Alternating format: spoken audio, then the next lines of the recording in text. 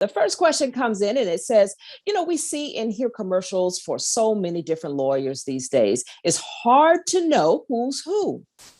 And what's the best way to find the right lawyer for your legal needs? Now, that's a very fair question because there's so many commercials out there inundating us every day. Where do you start? How do you know who to call? Morgan, I'm going to defer that question to Carl because I have very strong feelings about that, and he would water them down a little bit. So I'm going to let him answer that question. Okay. I don't really know how much I can water them down. I think we probably are on the same page about that.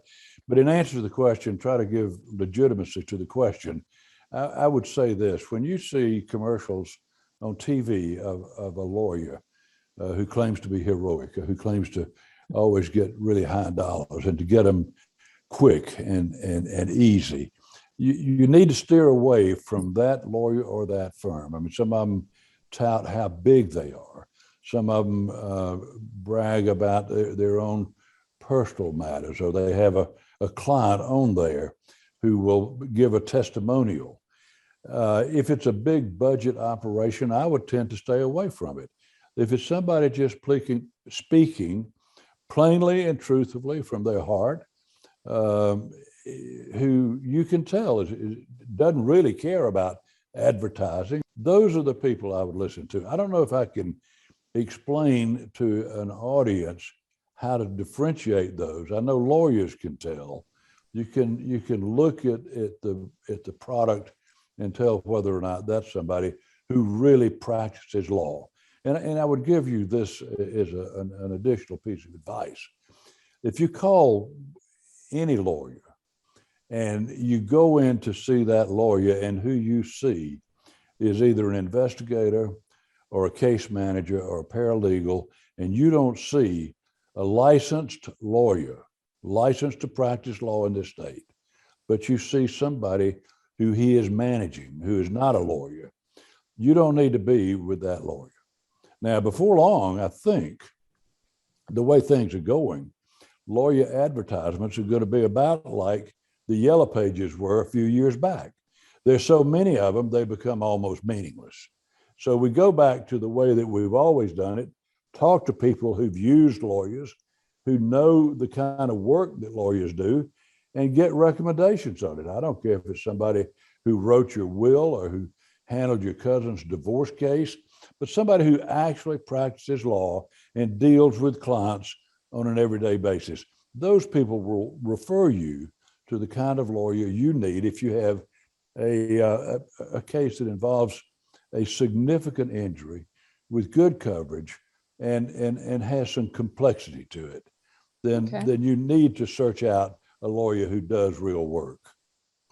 Well, all right. Then. Add to that, I may not have been as strong as you wanted me to.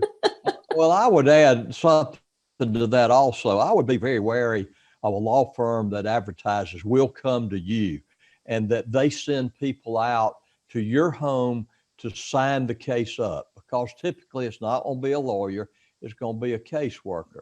It's invaluable to go into the law office and see what kind of operation they got and see who the people they have, the support staff, and to, as Carl mentioned, meet with the lawyer that's going to handle the case.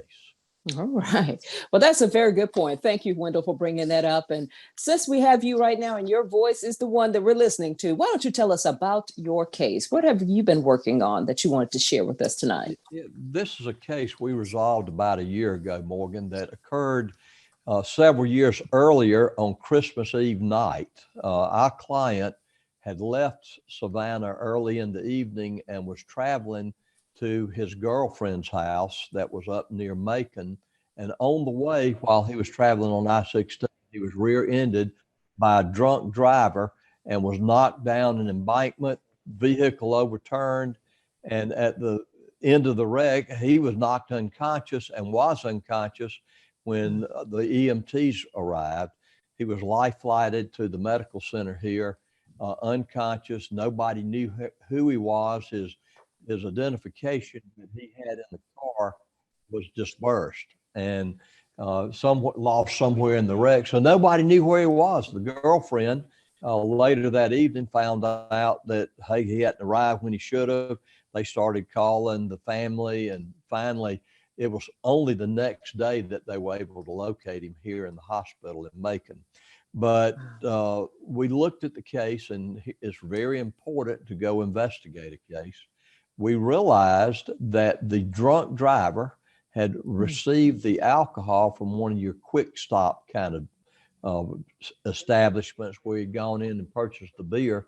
And when we filed the lawsuit and took the deposition and testimony of the driver that was intoxicated, every purchase of alcohol he had made that day, and I think it was like 20 some odd beers, was paid for with a credit card. So we were able to go back and see each establishment that he bought the beer from. So we filed what's called a dram shop law against the establishment that sold it, all the establishments. There was 3 that sold him the beer because under the law, a dram shop law is such that if an establishment sells or serves alcohol to someone that's in a clear state of drunkenness or inebriation, and they know that, or have reason to know that that driver is going to get in a car and drive, they got a duty not to sell the alcohol and to stop him from driving. And that was not what had happened. And we made a substantial recovery on that case. Wow. Isn't that something? Kind of sad, but thank you for the work that you did in that case.